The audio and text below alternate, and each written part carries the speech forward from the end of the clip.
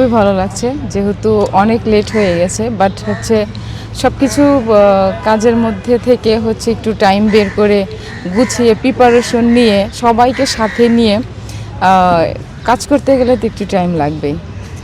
Others সব কিছু মিলে আলহামদুলিল্লাহ খুবই ভালো লাগছে।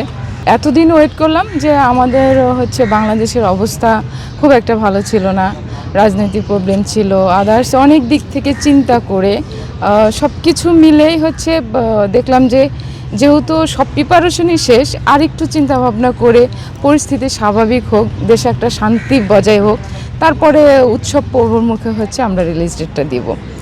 এত কিছু এই জন্য একটু দেরি হয়েছে।